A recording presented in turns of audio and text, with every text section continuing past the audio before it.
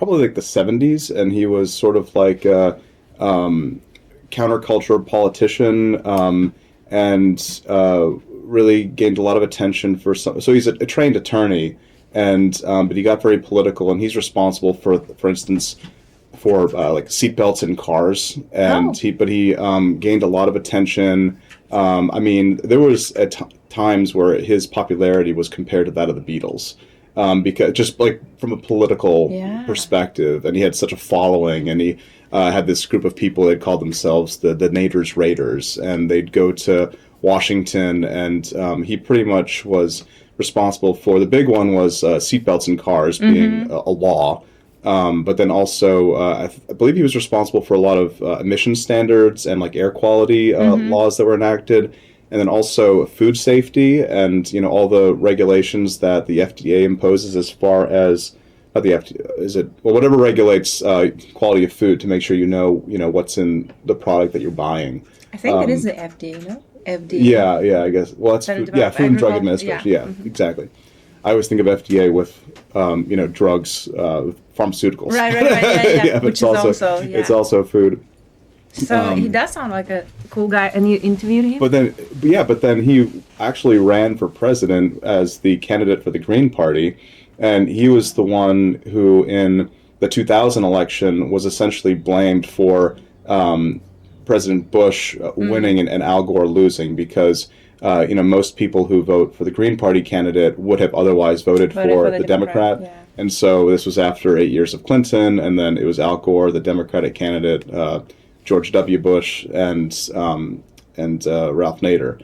And he maybe had 6% of the vote or something, but certainly a substantial portion, enough to take away from Al Gore's. Yeah.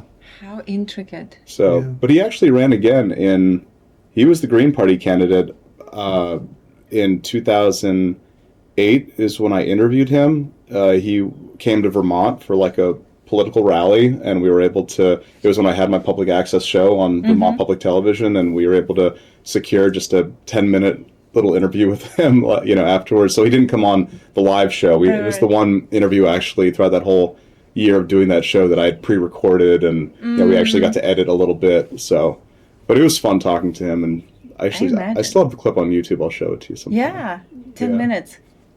Express interview. Exactly. Well, we'll have about an hour. Now's the time he should run. Yeah, I don't know what he's doing these days. I mean, he's got to be in at least his mid-80s at this point. But nobody would argue that that's too old to run for president. At this point, yeah, that's true. That's actually about the right age to run for president. Who would have ever thought that when you tried to run for president in your 60s or 70s, you were too soon?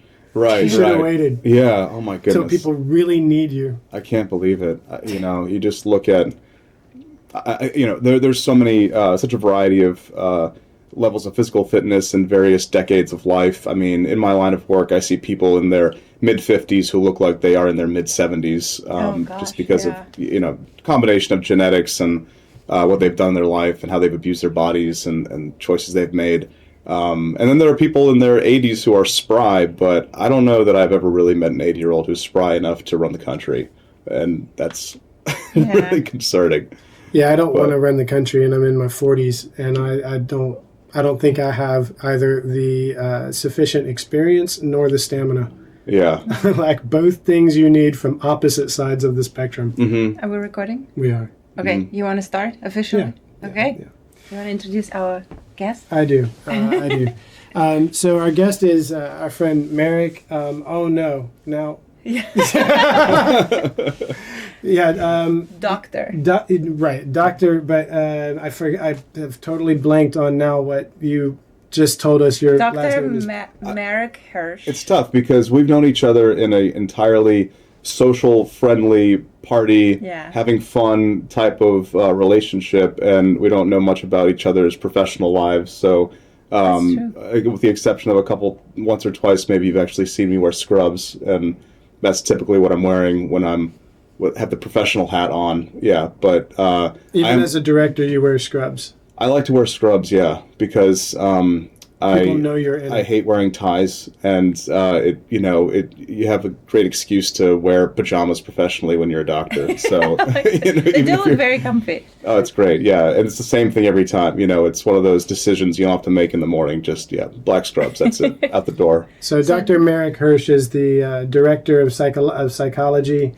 Oh my gosh. Okay, Dr. Hirsch, how about you? Yeah. Sorry, you give us the introduction. Sorry. I'm brutalizing it. I'm the chair of the Department of Psychiatry at Baptist. That's it.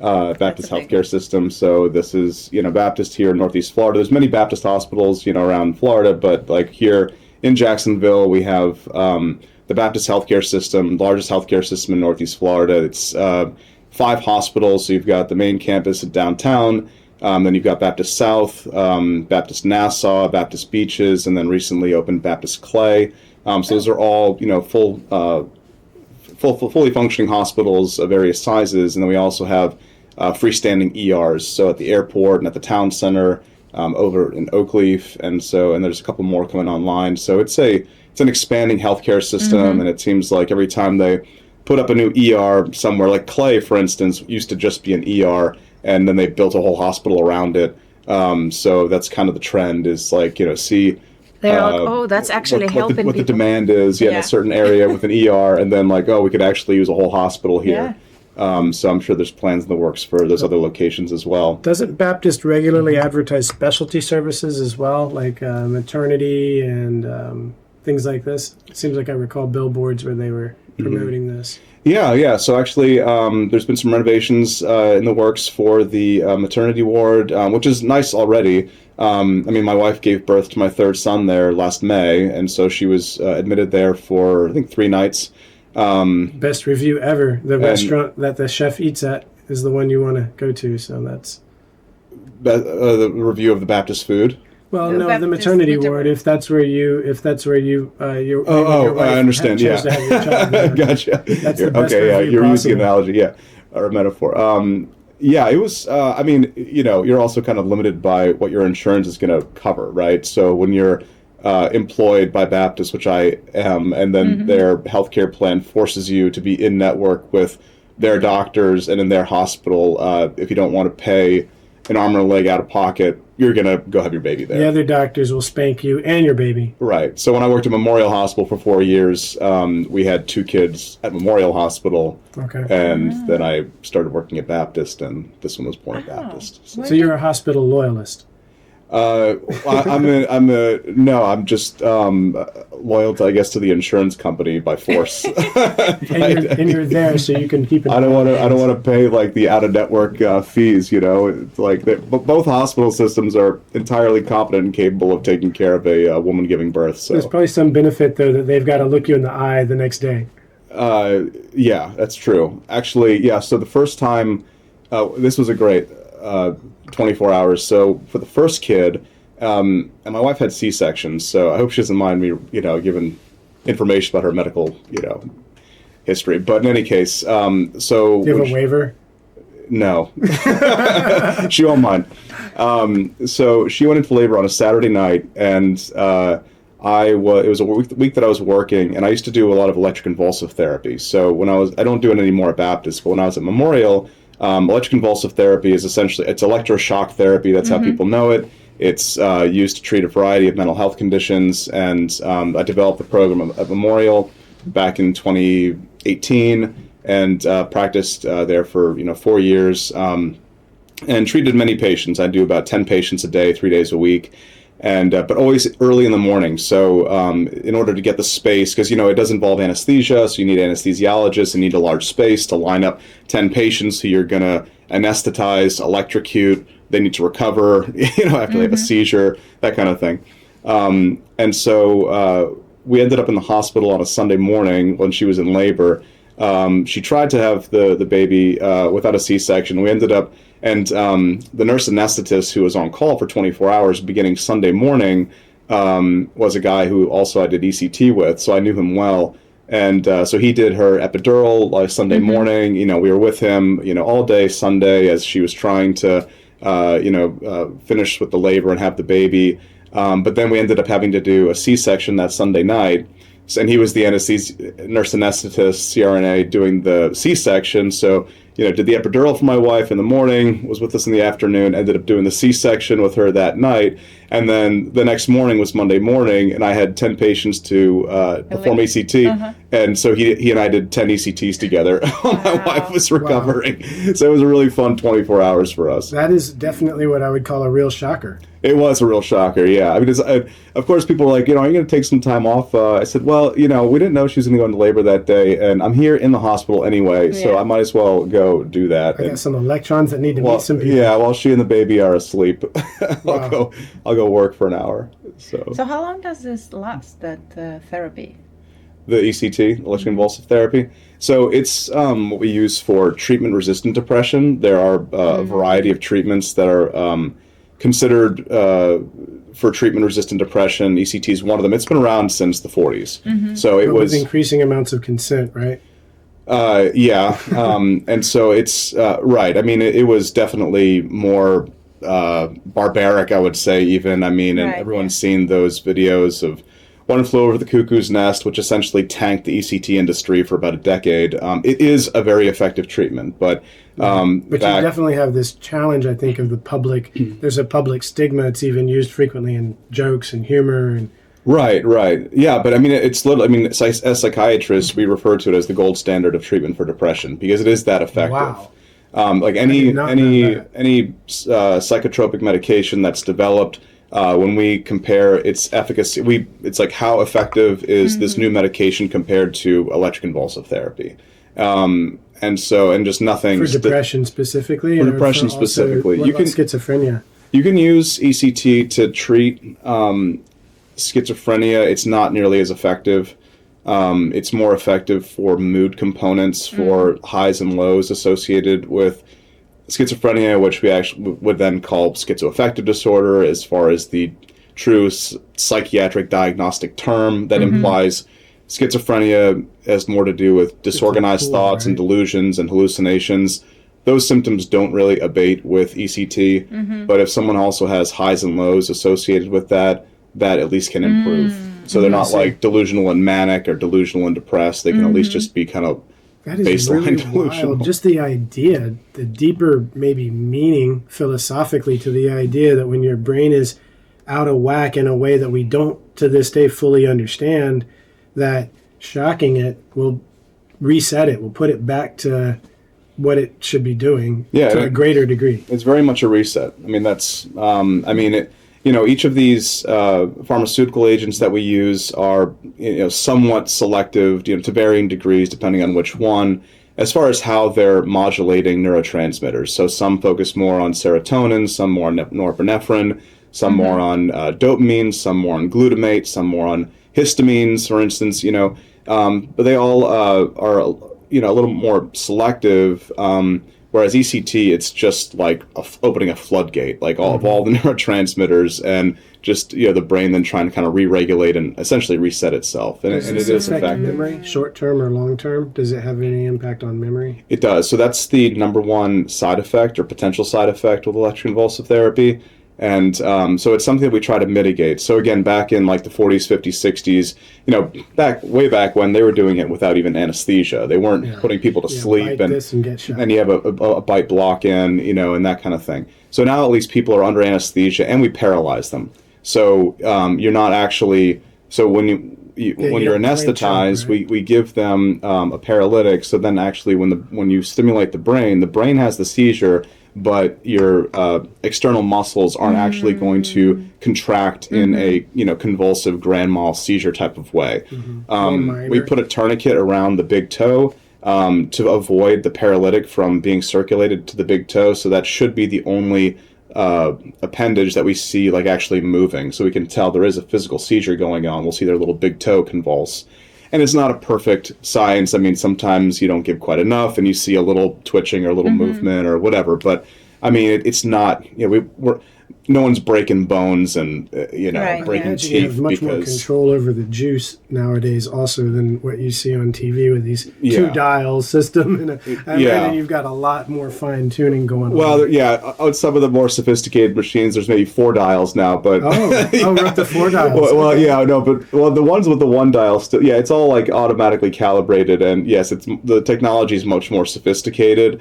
The biggest thing, I mean, this is getting maybe into the connects to a science computer, of it right? that Or your is it- audience might not really enjoy, but the biggest thing is that your brain has an electrical current, and but it's not the same type of electrical current that comes out of your wall socket. So if you've ever taken a basic physics class, the electrical current that comes out of your wall socket is called a sine wave.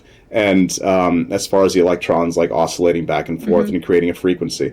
And so but that's not how the brain operates. The brain operates more in a electrical current that looks like rectangles, and it's very sharp, abrupt inclines and sharp, abrupt declines, as opposed to a sinusoidal pattern. And so the machines convert the current that comes out of the wall into the current that is most consistent with how the brain operates. So by doing that, you need much less power from the wall socket to generate the seizure, because it's like because it's being converted to what the brain normally uses. So we used to have to, before that technology, we'd have to blast people with a current that's inconsistent with how the brain operates. And now we just have to use much less power, which means far fewer side effects as far as memory loss. We also, as far as where the electrodes are placed, there's techniques that we use to also try and avoid stimulating certain parts of the brain that have to do with memory, notably the hippocampus, that's your memory center, and we try to avoid stimulating that directly. So the electrodes are more precise. It's not those 2 big things they just stick them It's still the 2 big things, but it's a matter of where you place them. So we start with something called unilateral ECT, where you put it, one like temporally and one frontally, and you can stimulate kind of the frontal lobe of the brain, and that'll still induce a seizure. Not as effectively, but it is effective for, I would say, most people. But with those real severe cases, you do need to go bilaterally, but that's when you're essentially putting a current directly into the center of the brain, and that's where the hippocampus is. So then people are going to have a little bit more memory loss. Yeah, but it's more like short-term memory loss, and it usually stops after the treatment. So the recommended treatment's 12 treatments, like 3 times a week for 4 weeks. So I mean, definitely, I'd be lying if I said that there are some people I'd be lying if I said no one has permanent short-term memory issues, that are prolonged after ECT. Some people do, but most people do not. What made me bring that up is the idea in my mind as to how, at least in some people, depression must be connected to the way they're actually processing memories. Their issue has to in some way be correlated to how they're thinking about the things that are happening to them. Really? Okay. I mean, I'm not here to victim shame, so I know that language can sound awful close to that, and that's not my meaning at all. But I'm just suggesting that there's got to be a connection. But you are the expert. Between depression and... depression and how we think, how we go from an experience to a memory. Which is to say how we interpret or think about our world. What we attribute to that experience. Well, yeah, absolutely. So when you say that, I think of it both from a psychiatry perspective, like a biological perspective, and a psychology perspective. So from a psychiatry perspective, yes, when people are depressed, memory impairment can be a symptom of depression, and it's actually something that we call pseudo-dementia.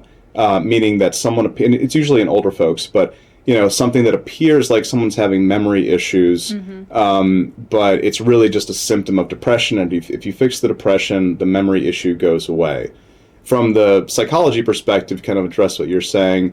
It's when people are depressed, they often misinterpret the world going around them because they're glooming and dooming, and they think that not like paranoid necessarily, although some people get paranoid, but what you're talking more about is like what we use cognitive behavioral therapy to address, which is a type of therapy. It's the most common type of therapy in existence now, and it's helps retrain people's thoughts and thought patterns, how they're interpreting the world around them. So rather than thinking that everyone is negative towards them and that every action that they observe or that they feel victim of actually isn't them being targeted, like people trying to be mean to them, but actually there might be other reasons why, someone else in your environment acts a certain way and it's not because of you.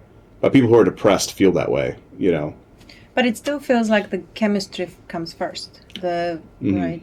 In some cases, I think, I mean, correct me if I'm wrong, but you deal with cases where somebody comes to you because they have a problem.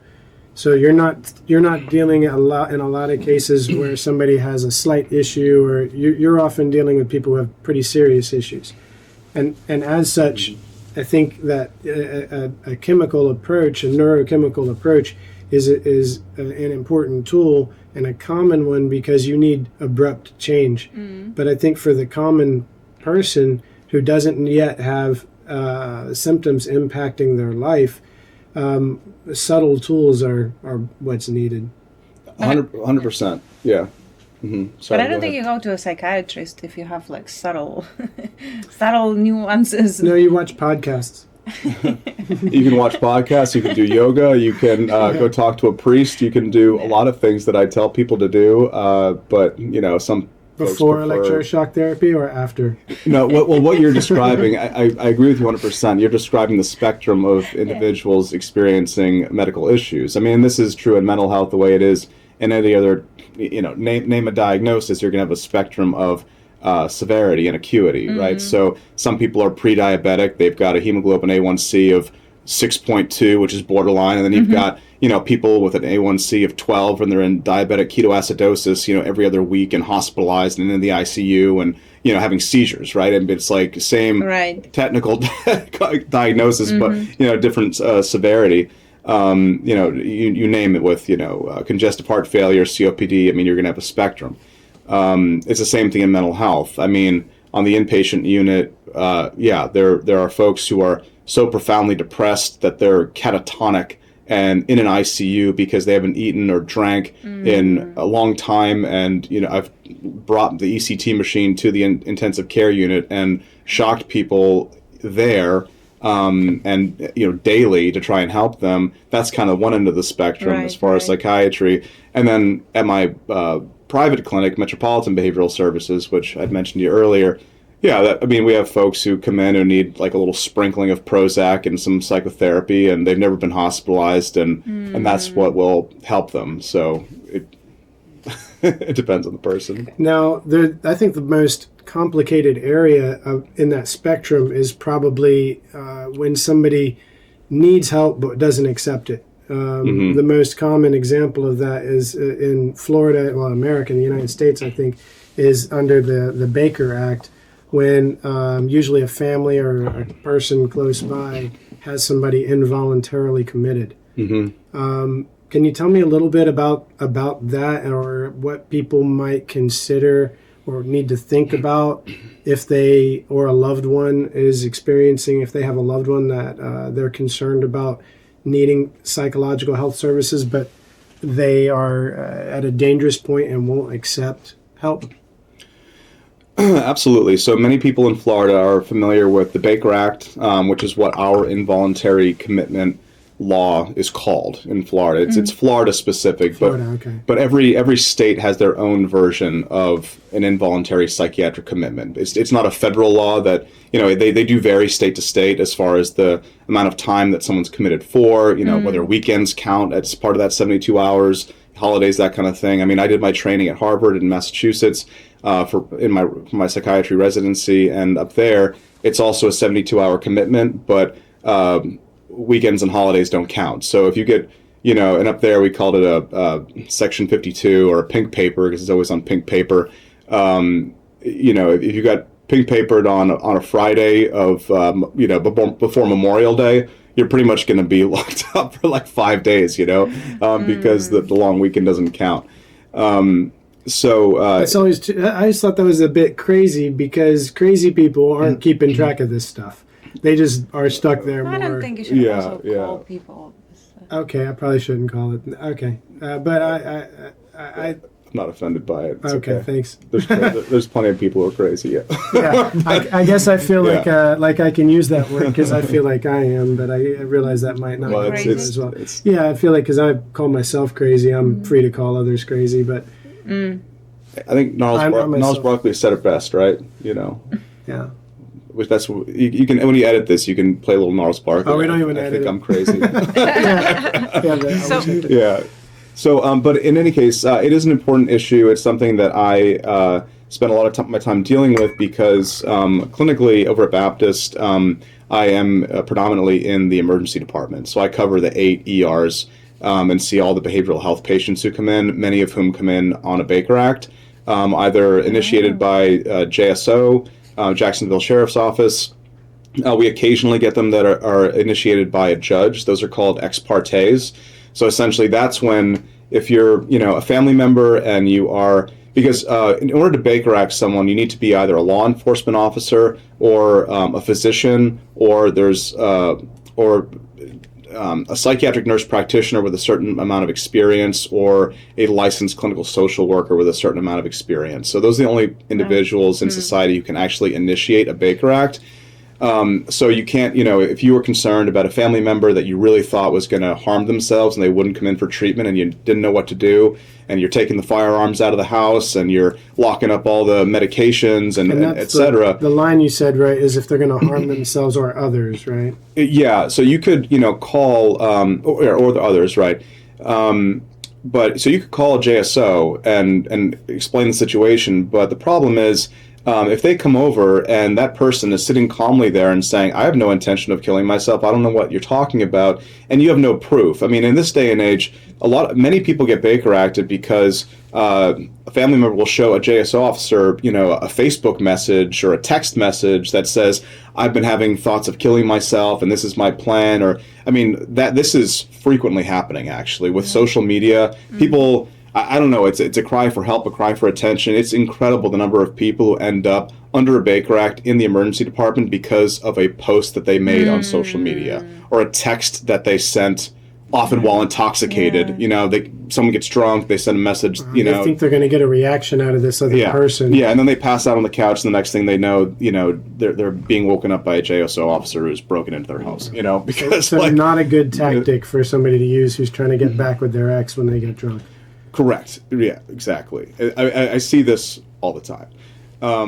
And this is the way the system works. So, but if you truly were going through the proper channels and it was a really legit concern, you could go to the courthouse and just like when you file like a restraining order against someone, that person is not there. You are writing an affidavit and presenting it to the judge, and they, based on what you've written, will either issue the restraining order or not. You can also apply for an ex parte, which means like ex parte meaning one party is not there. It's a single party, writing essentially a letter to the judge who will then maybe issue an ex parte order for JSO to go get that person, put them under a Baker Act, and bring them to the hospital.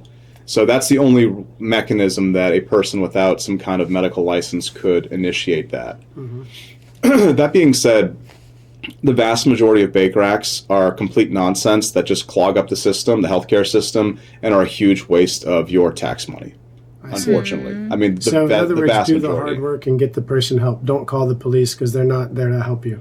Is that a summary I can basically say? No. The police typically do a fairly good job. They're doing their job.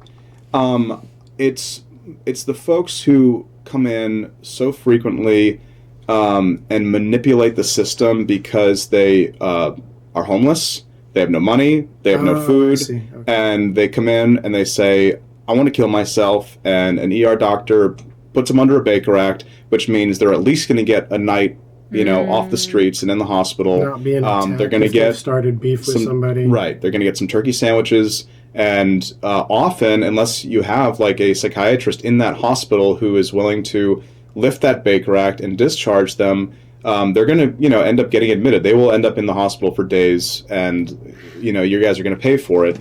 And this happens all the time, and it's an overwhelmingly large percentage of the Baker Acts that are issued, and it's really just complete waste and abuse in the system. I mean, Would a solution for that be to have social services that perform this role? Which we also pay for. It's tough because I mean, I on a daily basis, almost daily basis, will discharge. I will lift Baker Acts on people who are in the ER under a Baker Act, and I will discharge them while they're screaming at me that if I discharge them, the first thing they're going to do is go kill themselves. And I've got security walking them out, and they are threatening me. It's an interesting thing to threaten a doctor. Like if you discharge me, I'm going to go kill myself, and it's going to be your fault, and you're going to get sued, and you're going to lose your license because I've killed myself. It's going to be your problem. I'm always like, well, if you kill yourself, it sounds a whole lot more like your problem than it is my problem, you know? This isn't a tactic you can use more than once. Yeah, right. And it's just so, but it's like, it's such clear manipulation. Right. Yeah. But it is unsettling. I mean, I've been doing this for a long time. And so I'm pretty keen and you know, on my decision making. What do you think would be the best solution? Well, it all has to do with liability. I mean, they know exactly what they're saying. I mean, this is quite calculated, and it's why many physicians don't want to lift those Baker Acts because, if that person does go out and kill themselves, then, who's going to blame? Who's going to be blamed, right? Who's going to be sued? Whose license is going to be at risk? The only solution I've ever seen work is in the Netherlands. They have basic social services. So if you don't have money and you need a place, there's somewhere you can go. And that way, at least they're not clogging up the prisons, the medical system. They're not. Well, we have shelters here. We have Trinity Rescue Mission. We have the Salzbacher Clinic. We have the Mental Health Resource Center. There's a variety of places, right? But aren't they over loaded? I think we still need more. There's probably a need for some more of that. And psychological health services that they have access to on the street. Well, to a degree. I don't think that actually the problem is a lack of resources. It is a lack of people actually using the resources. And a lot of people just won't. And a lot of people, many of these individuals will instead just go from ER to ER rather than actually trying to address whatever problems that they're experiencing and go through the proper channels and make use of the help and resources that are given to them.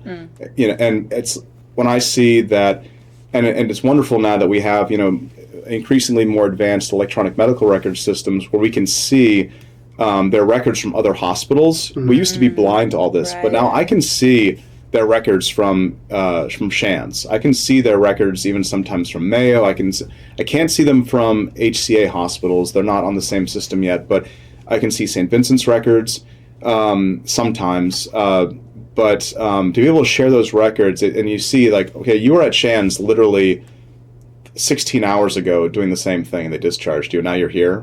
We're not going to go through this again. It's also a lot of land to cover. And I know they are impressive. Yeah. It is impressive how homeless people can cover massive territories. Mm-hmm. But I wonder also, though, if there's not when I see homeless people and they're asking for money, because I've directly brought some of these subjects to homeless people because I've got my opinions of which ones I like to give money to and which ones I don't. Not that I'm better for it, but I've got opinions, and it's a lot of them say that they can't get access to some of the shelters because they close at certain times or open at other times. And I recognize that they could try to get their stuff together. They're not exactly homeless because they keep a schedule and make appointments on time. And that's true, but the hospital emergency departments are not an alternative to the shelter. Right, yeah. It's not an appropriate alternative, and that's where the abuse comes in. And that's when you just see, folks lying on gurneys in the middle of the hallways in these emergency departments, just, clogging up the system, abusing the system. And yeah, I mean, do you at some point feel bad a little bit? Like, okay, maybe, but, these are also, they're adults. And many of them have substance abuse problems. They don't have actually an underlying psychotic illness or something like that. So that was my question. So as a professional, you can see that it's pure manipulation of an adult. Yeah. There's some. 100% but even listen, there are some people who problems have psychological problems at their root. They do, but it's if you've been through that process multiple times, and every single time you're treated with respect by the physicians and the mental health professionals who clean you up, give you some food, provide you with all the resources that are available in Jacksonville, which actually are fairly robust. We've got Project Save Lives 7 days a week from 10 a.m. to 10 p.m. in our ER that specialize in placing people in substance abuse programs. Even uninsured folks with no money, like they will help them get into a program. Mm-hmm. Mostly it's Gateway here in Jacksonville, mm-hmm. but they will help them. And they are there in person 7 days a week. We have Lutheran Services, which help the chronically mentally ill also with lack of resources to get them mental health resources and appropriate treatment in an outpatient setting. You've got the Florida FACT team, which is if someone's signed up with the FACT team, and don't ask me the acronym, but it's essentially for seriously mentally ill people, and they will find these people on the streets to check up on them, make sure they get their long-acting injectable antipsychotic medicine monthly or biweekly, wow. and really do a lot of services for them.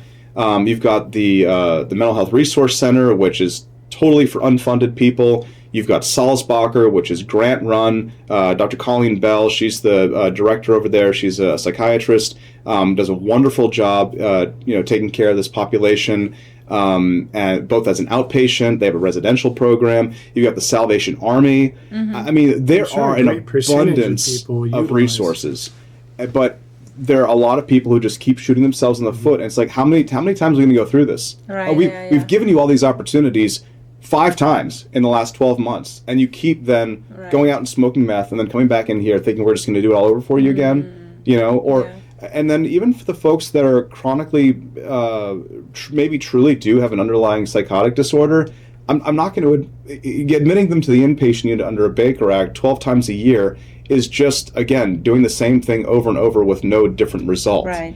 And we give them the same resources every time. But, they seem to function out there. I understand no one likes to see them homeless and talking to themselves. But what else? An inpatient psychiatric admission isn't fixing them. And we've tried for years to help them. They are folks who need to be institutionalized, some of them. And we will eventually get some of them to the state hospital. But the state hospital system is overwhelmed. That's a whole other political issue that's been going on for decades as far as, shuttering many of these state hospitals where many people just need to live. I've worked quite a bit in state hospitals in Massachusetts. Can you tell me a little bit about the difference between a state hospital and a private hospital like Baptist? So private hospitals like Baptist, here in Jacksonville we have Baptist Hospital, Memorial Hospital, Shands, Orange Park are hospitals that have locked behavioral health units, where if you end up under a Baker Act, or you can come in voluntarily and say, hey, I'm having thoughts of hurting myself, I'm profoundly depressed, I really need to go for an inpatient psychiatric admission. We admit people. I prefer to admit people voluntarily. How often does that happen by percentage in general? Is that a common thing or an uncommon thing? I think it would be a tiny amount. I can tell you at this point that one of the things that I'm proud of, I've been at Baptist doing this for 2.5 years now. When I started, about 65% of the patients, of the behavioral health patients, were under a Baker Act. I've got that down to about 30% over the last 2 years because of just training, mostly with the ER physicians, of people can come in voluntarily and go to the psychiatric unit. And we don't need to Baker Act everyone. And so we don't need to treat everyone as some involuntary patient, because it does have repercussions. When people are under Baker Acts, the biggest thing is, first, you can't join the military. And secondly, if you have any kind of divorce or child custody issue going on, I have seen so many ex or soon-to-be ex-spouses who love to waive someone's psychiatric history in front of a judge and say this person is unfit to take care of our mutual child. And if you're involuntary, that really changes the game than if you voluntarily go and say, I need some help today, please admit me, right? It really changes the dynamic there. So we prefer voluntary admissions, and that's fine. But so the units like I described, and also in Jacksonville we've got Wekiva and River Point. Those are freestanding psychiatric hospitals that are fairly large, but these are all places where people might stay between 3 to 5 to 7 days on average. Our average length of stay on our unit is around 5.5 days. So it's to take care of someone when they're in that acute phase of safety, where safety is the concern. And a state-run hospital is longer? State-run hospital, you'll have people who are admitted there for 7, 8, 9 years. Or longer. I mean, it used to be, people used to stay there for life.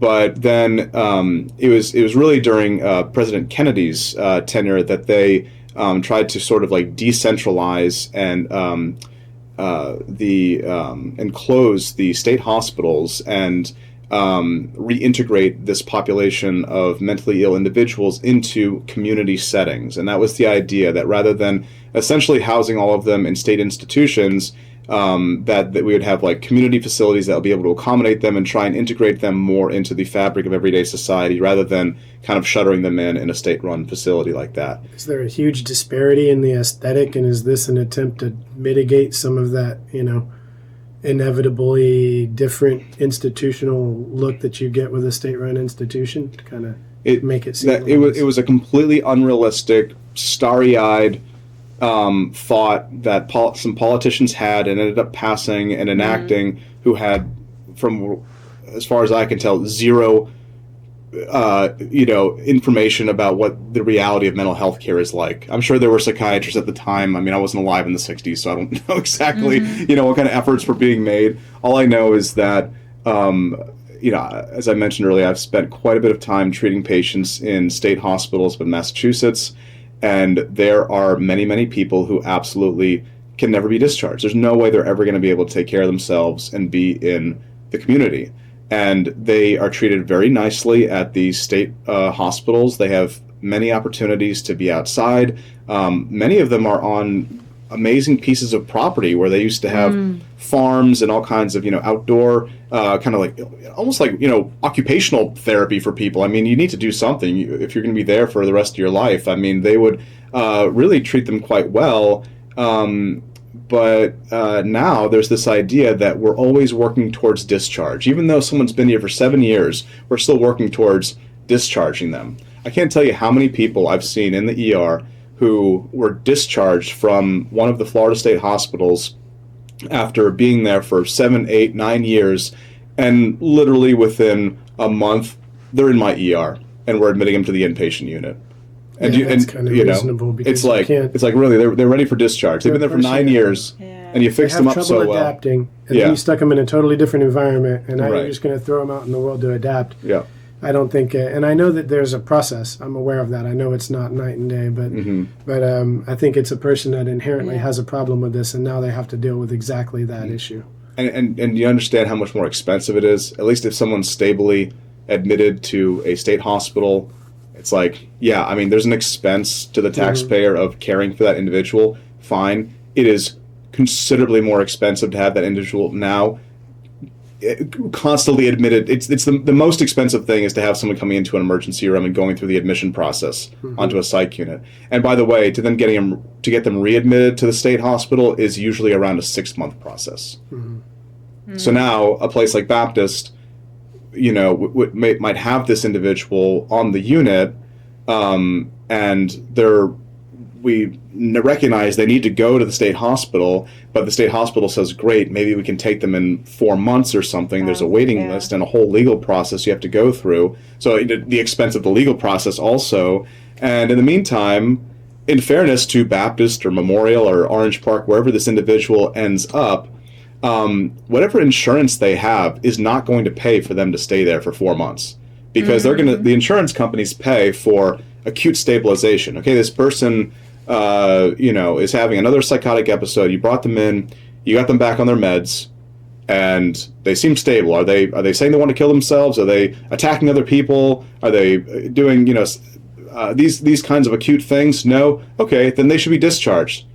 Well, Mr. Insurance Review person, they just spent 9 years at the state hospital. Yeah. They're clearly not surviving in the community. They need to go back, but we can't get them back.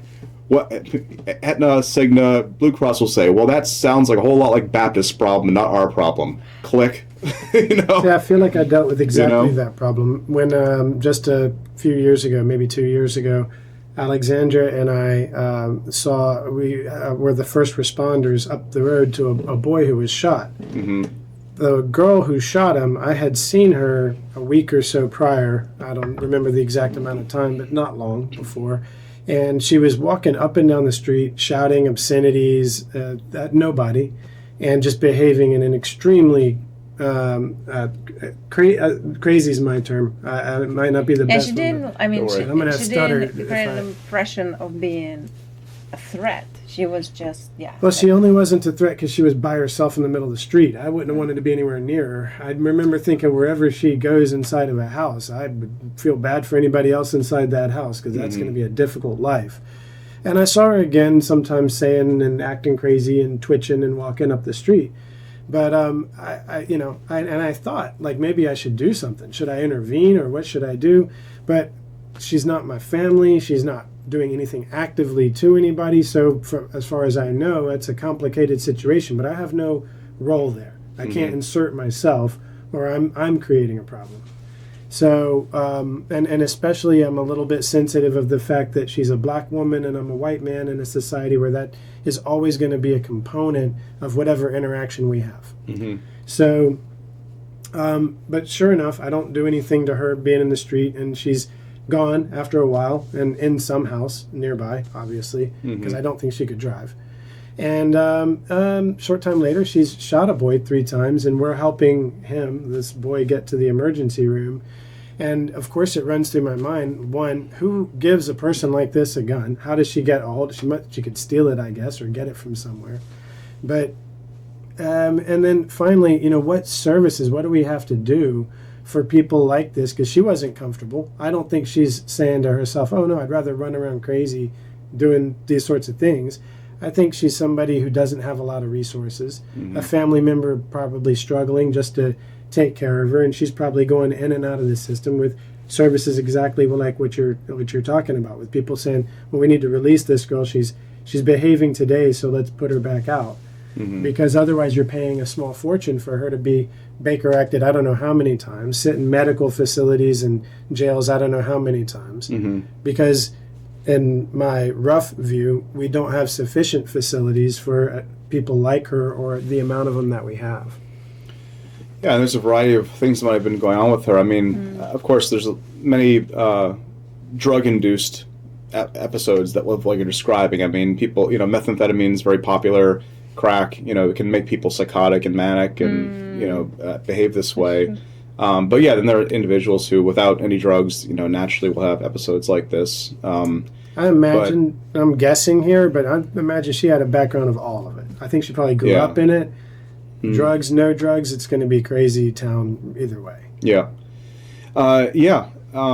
So she either needs to go to a drug rehab or we call it a dual diagnosis program where they get treated for mental health and for drug abuse. But at the end of the day, there is also only so much you can do on an involuntary basis. If someone's behaving psychotic like that, then you can Baker Act someone. Baker Acts aren't just for suicidal or homicidal thoughts or intents. It's also for someone who's so psychotic that they can't care for themselves. So in that situation, you could Baker Act someone who is behaving that way. What an intense conversation. I actually have a question as we were going through all Sure, yeah. How do you take care of your mental health after a few shifts at the ER? Is it contagious? Do you catch crazy? No, really. Because whenever, as you mentioned, we always see each other in a social environment, I always have an impression of you being just always uplifting, happy, funny. How do you do that? What do you do? I've been doing it for a long time. I had my first job on a psychiatric unit when I was 20. I was in New Orleans and lived with my sister there for a summer. And it was actually 2005. I left the day before Katrina destroyed the city, and so that was an interesting time to be there. But I got a job as a mental health tech, so like a $13 an hour job, just on the psychiatric unit at Toro Hospital over there on St. Charles Street, if I remember correctly, and serving meals to the patients, helping them with their laundry, doing the 15-minute checks. Just on a psych unit, you have to know where everyone is every 15 minutes minimum. Sometimes someone's on a 1-to-1, and you're if you're assigned to that patient, you have to be within arm's reach of them for an 8-hour shift. It's kind of it's a tough job. And so, but that was where I got the start, and then I decided, after a couple months of doing that I wanted to go further with my education, and I got to know the psychiatrist who was on that unit mostly, and he kind of inspired me to go on to then pursue medical school and that sort of thing. So I bring that up because I've been doing this for a while. I'm about to turn 40, and so it's been 20 years really that I've been in the field. And I've had other types of jobs too, even before medical school. I worked in residential programs, that kind of thing. So I think that I've just been very well adapted. I think I naturally gravitated towards it because I was interested in the patients. Some doctors are really interested in the heart. Some are really interested in the kidneys. Some are really. I just always had a inclination towards behavior and mental health and mental illness, and so I think you find kind of where you fit in, and it just always felt natural. And there are some times that there are disturbing things that have happened that I see, but I've kind of dulled myself to it, and sometimes just talking about something with my wife is helpful, but I don't really let it bother me at this point. I'm able to really compartmentalize and separate things. Sometimes an IPA helps, that kind of thing. I see all of society as a process of making taboo palatable through concession. You create some buffers, and in those buffers is a good humor, and otherwise the whole world is actually shitting, fucking, pissing. It's all the things you're not supposed to say, all the things every human does, and they're all the things we're not supposed to really talk about on a basic level. Which is why medicine is amazing, because you guys have the view that nothing human is foreign, and in the range of the mind. Right. That's quite slippery slope for a lot of people.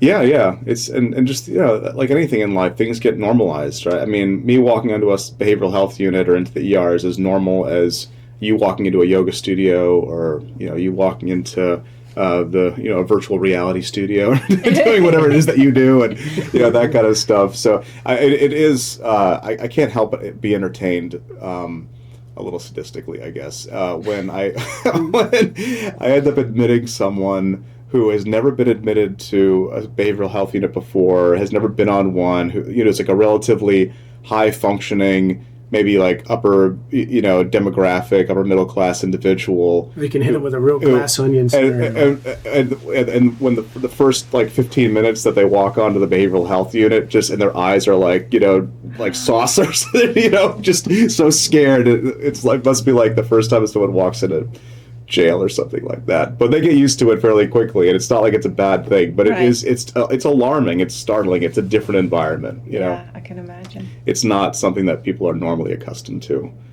which is I don't I take for granted, because it's you think my you'd be life. good with horses? If you were a cowboy, you think you'd be able to use the same techniques to wrangle horses and get them to maybe, I don't know. I don't have like such a huge inclination towards animals. I didn't really grow up with many animals. Does it translate to like Skinner's approach? Does human psychology translate to animal psychology? Yeah, well, he was very like behaviorally focused, and so like how animals are driven by rewards and that kind of thing. You have the Skinner box, and trying to train animals in various ways. You're in my Skinner box. I am, yeah. That's a whole other separate discussion, I guess, about Skinner and his pigeons and Skinner boxes. Just because we're kind of... can we talk just a little bit about your private clinic? Yeah, sure, yeah. Hey, one thing I just wanted to mention, just because, just based off what Bill was saying, because an analogy that I like to give sometimes, maybe it's helpful, maybe it's not, and to anyone who is listening, I mean, I hope people aren't like horrified thinking that my God, there's a psychiatrist who's so insensitive to the behavioral health needs of the chronically ill. It's like, listen, like, if you think that, I promise you I know the chronically ill way better than you do, and I'm telling you how things are, how things work, okay? And there is, as we talked about, a spectrum of acuity as far as behavioral health problems, but you have to look. I look at behavioral health and the brain the way a cardiologist looks at the heart, the way anyone might look at any other organ of the body. Yeah. Right. And so there is such a thing. The way you have stage 4 pancreatic cancer, like there are stage 4 metastatic mental health problems. And I don't mean like that in the sense that there's a brain tumor. Right, I'm like, as far as the severity, like it's incurable, like stop providing the treatment, right? So if you have just an incurable condition, like just severe congestive heart failure with like a minuscule ejection fraction. I mean, there's just very little that people can do. And at some point, you have to let patients expire. And they make that decision, and they make it with, hospice or palliative care. At some point, the oncologist is going to say, no more chemotherapy, no more radiation. There is nothing that we can do. This is end stage. And the same thing exists in behavioral health. Not to say that those folks are going to die on the street, but I relate it to what we were talking about with the state hospitals, where there are some folks that are chronically mentally ill. They are never going to get better. They are never, ever going to care for themselves in society. It's stage 4. They need to be institutionalized. And that's it.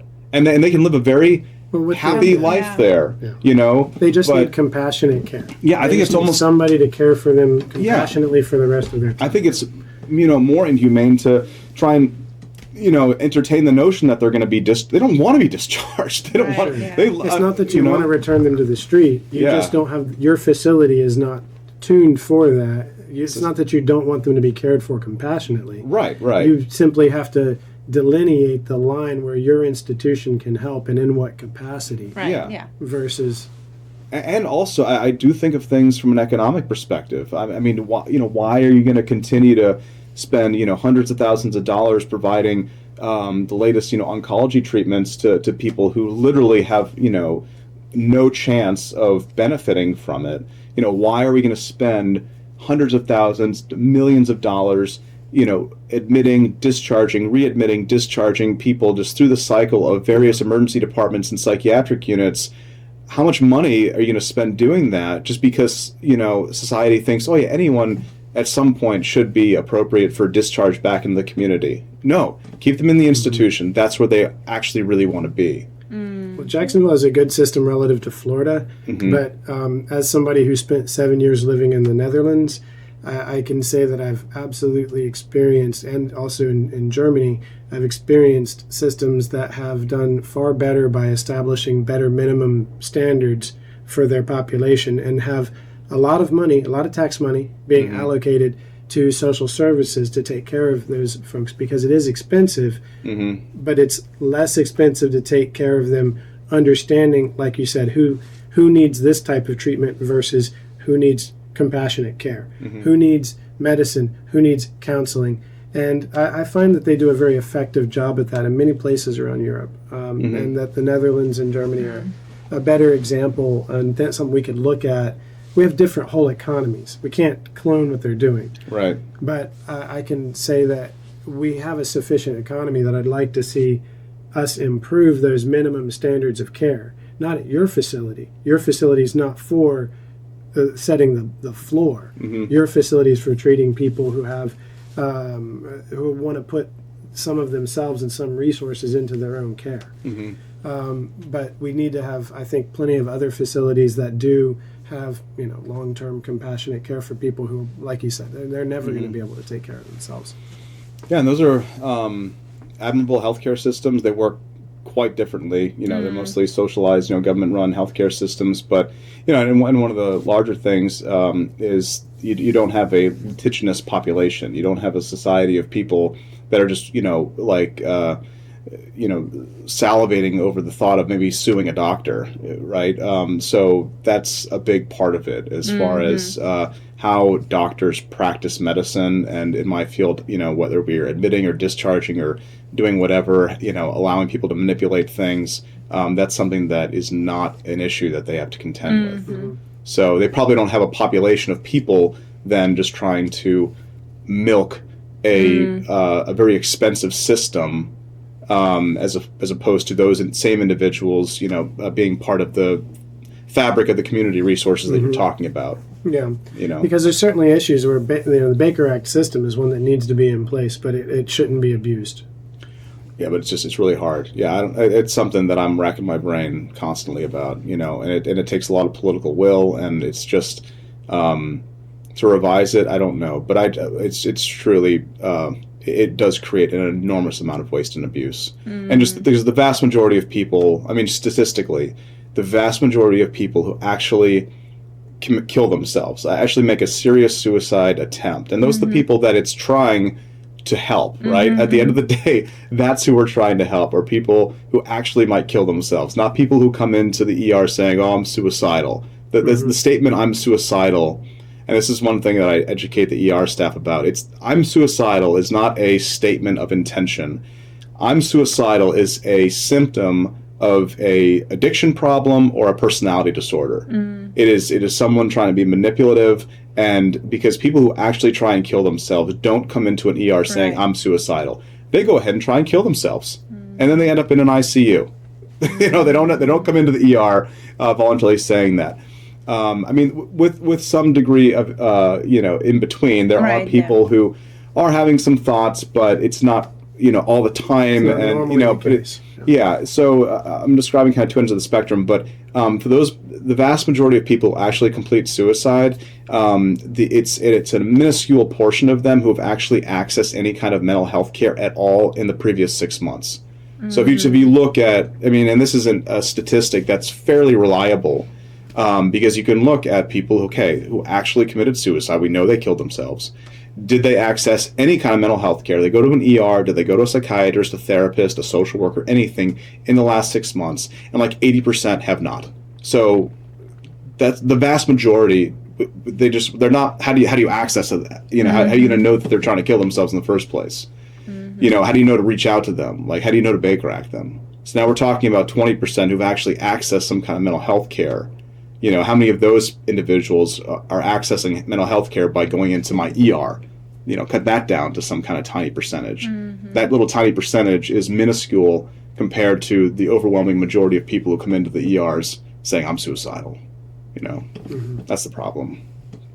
Yeah, it's almost like the problem of having a bunch of people from a crappy restaurant come over to your restaurant, which is supposed to be a nice restaurant, because there's a crappy one nearby.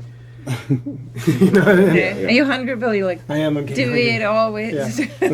To talk about food. But I mean, it's a real challenge, because you don't want to provide less good care. You don't want to provide less good services. You don't want people to slip through the cracks. But I have had patients who have made serious suicide attempts. I've had patients jump out of 7th-story condominium buildings. I've had college students blow their brains out with a shotgun. I've had, people who came into the ER and in the waiting room took an entire bottle of medication that I had prescribed to them just earlier that week. I've had many things like this happen, and those are the ones who don't come in saying, "I want to kill myself." It's really and those are the ones that you have to try and catch before they slip through the cracks. And then there's only so much you can do. And each of those stories and the many others that I have are a whole other conversation, about those individuals. But the only way to do it, I guess, is to someone like you on the inside, kind of knowing what's what, because otherwise you're like a church with the doors open. You can't close the doors, or you're not a sanctuary. Right. That is a very difficult. We're not a sanctuary. We're an emergency department, and it's like people need to respect that. I remind people of that. I say, listen, we're not a jail. Don't treat the nurses like they're security guards. Some people try and do that, and we're not a shelter. We're a medical facility providing medical care, and we'll do that if you want to take it seriously. But otherwise, if you're not going to take it seriously, get out. Yeah. That if you're not going to take the mental health care that I can provide you with seriously, then leave, and I have no problem discharging you. Yeah. That's the approach that I have to take. So any viewers, if you're watching this, if you have any experience and you need help, and you message us, we will relay you to professional counselors who have a the appropriate care for the scenario that you're in. So how are you going to relate? Just advising on those. That's a Yeah, I'm very not- long list of I'm not organizations, by the way, I'm you not mentioned. a counselor, but if anybody The- messages me subsequent to this show, Right. I'm gonna put them in touch with the that right. was that. Thank you for saying that. With Yeah. the- Well, Right. you asked about the outpatient clinic. So if you know, I imagine if there is anyone watching who's in need of mental health care around here, you know, I do have my outpatient clinic called Metropolitan Behavioral Services. It's on Salisbury Road in Jacksonville. I'm the medical director there. We have 5 psychiatric nurse practitioners who I supervise. We have a child psychiatrist, so we see patients across the whole life spectrum. We have 5 therapists there as well. We see all of our patients in person. There are many options of telehealth, telepsychiatry, teletherapy these days. And if you want to talk to some person sitting on a couch in Brooklyn who has a Florida medical license but has never actually been to Jacksonville, then you can Right, go yeah. to one of those services. But we are in the industry or business or whatever you want to call it of seeing people in person. So we're happy to. We have a very nice office over there, and again, it's I hear called that's psychologically very healthy. Metropolitan Behavioral Services. Yeah. I hear it's psychologically very healthy to see people in person. Yes. Yeah. We prefer post COVID. It was hard though to drag the staff back in. Everyone, you know, they all had the, you know, the inertia of, oh man, working from home is nice. It was hard for me even, but we had just leased this brand new office space, and it was empty then because of COVID. And I think it was January 2022. Yeah, so I think it's been 2 years ago that we like essentially told all of our staff, okay, you can either leave or you're coming back in the office. And everyone came back in the office, so that was good. But yeah, That is good. We're not doing virtual. It means you got a strong enough family to survive people are doing things they don't want to do, Yes. which is hard nowadays. Yeah. Because there's a lot of options out there, and people when they go home, they're online. You can see them all. Right. That's true. So that's really great. Well, thanks for joining us today and telling us so much. Every single one of these podcasts that we have, I learn more about people that I've met and already spent time and spoken with on multiple occasions. This is no exception. It's been a really great honor to. And I think it's a know more very about your work. relevant subject also. Yeah, on many levels, politically, economically, socially. That's right. Yeah, so we have to have you back to talk about other things as well, about your other enterprises or undertakings, I don't know, ideas. Yeah, I didn't even get to talk about the ketamine aspect of the clinic. That's the only reason you wanted to have Dr. Hirsch here, right? No. Well, I always, for our viewers who may know, I've had a fascination with psychedelics for a long time. So I do. We'll have. But we didn't get to talk about that. But I am also very interested in the psychology of it. We can talk about that as well. And to talk more about the Metropolitan Behavioral Services Clinic. Yeah. Link down below, down on my knee. All right. So well, thank you again. Thanks so much. Thank you for the coffee. Time. Yeah, really appreciate it. We'll take a break now and see Functional if we mushrooms. can go to lunch. All right. Yeah. All right.